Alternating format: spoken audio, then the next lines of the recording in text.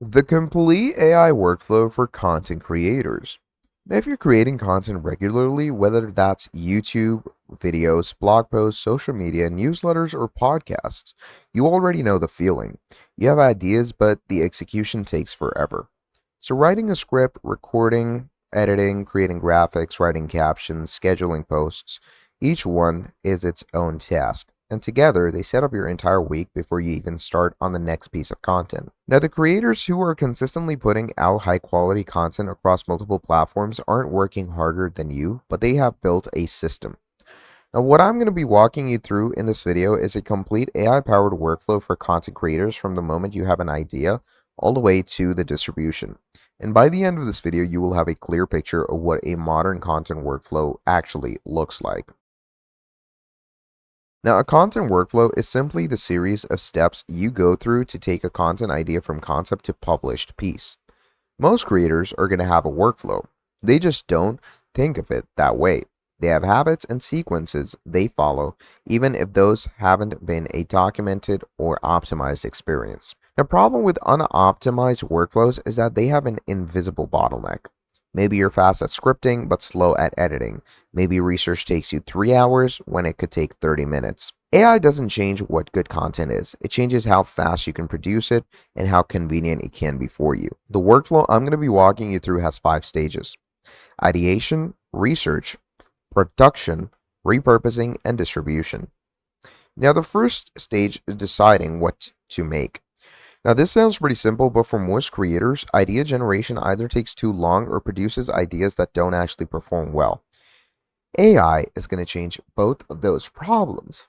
So, you're going to start off with ChatGPT or Claude for broad ideation. Give it your niche, your audiences, or even your content format, and ask it to generate a list of topics your audience is actively searching for. Now, good prompt could be, let's say, I create, let's say, FIFA World Cup match breakdowns and analysis. Okay. And once we write this, you could write in an audience for football fans on YouTube.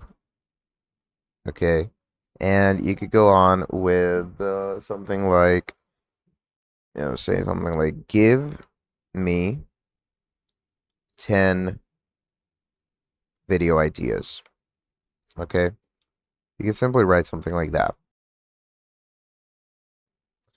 Now, or you could even write, give me 10 video ideas based on audience demand. Now, once you write that in, you're going to send it in. Now, the output won't be perfect, but it gives you a starting pool of ideas to work from in 10 minutes. And, it won't take you hours. From there, you can validate these ideas using actual real data. So you can use something like Google Trends or even vidIQ to see if these things are actually being seen or if anyone actually wants to see or search this video. Now, of course, in the craze of FIFA's World Cup nowadays, most people will decide this. Now, here, as you can see, they have what really decided Argentina versus Austria. So we're going to come over to Google Trends and simply search Argentina versus Austria and see if people are actually searching this. Now, as you can see, look at that. So it has a decent search history. Argentina versus Austria World Cup, Argentina match, Argentina Austria World Cup 2026. And just like this, we have other rising queries as well. So just make sure to confirm if people are actually searching this. Now, the output of this stage should be a content calendar, a running list of validated ideas with rough publish dates assigned to it through this section. Even a simple spreadsheet will work. Now, once you have your topic, the next stage is building the content itself. This is where most creators spend the most time. For research, you could use Perplexity rather than a standard search engine, or just use GPT or Gemini. So once you have gotten your research, you could simply start scripting. So let's say I'm going to go ahead and ask GPT to create a script for first topic. Okay, we're going to write that in and send it in. Now, once we have sent it in, it says what really decided Argentina versus Australia. And as you can see, it starts going on and on. Now, treat the AI draft as a first draft, not a final one. Read it aloud, adjust the phrasing to match your voice, add specific examples, data points, etc.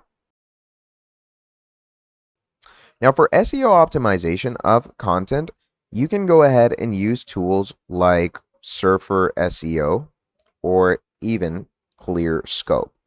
Now, these are tools that are going to make sure to add in SEO management into your content. And this is particularly useful if you're producing blog posts or YouTube descriptions alongside video content. Now, production is where your script actually becomes content. The tools you use here depend on your format, but the principle is the same across all of them. So for video production, if you're recording yourself, the main AI tools come in during editing. Now, first of all, to use, proper editing, you have VEED.io. Okay. So VEED.io is going to allow you to edit all of these things in one place as you go on. Okay. You can pretty much add all of these videos in one timeline, have them multi-tracked, and add in the best prompting for your editing. Okay. And you can describe the edit as you go on. And moving on, for your audio production and script generation, you could use 11 Labs. Their simple text-to-speech audio or even their audio cleaning just as so. Choose a voice, click on Generate Speech, and once you do that, you have a polished audio as well. Why Argentina destroyed Algeria. So, pretty much just like this, use that.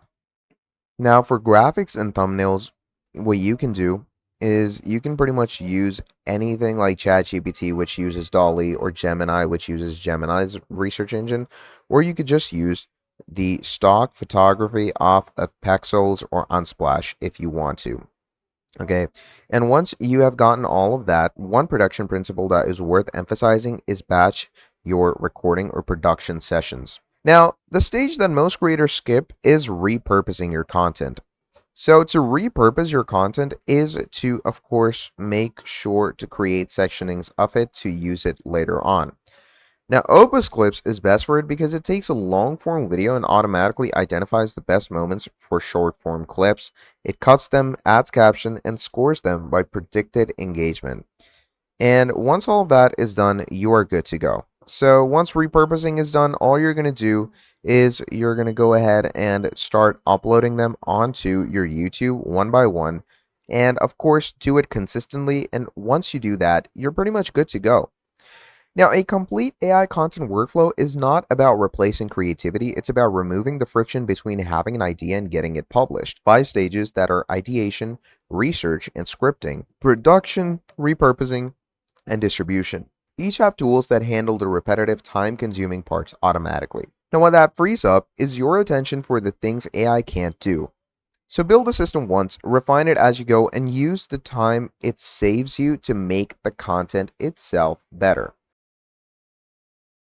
So that is pretty much about it for this video. Thank you for watching till the end, and I'll see all of you next time. Have a great day. Goodbye.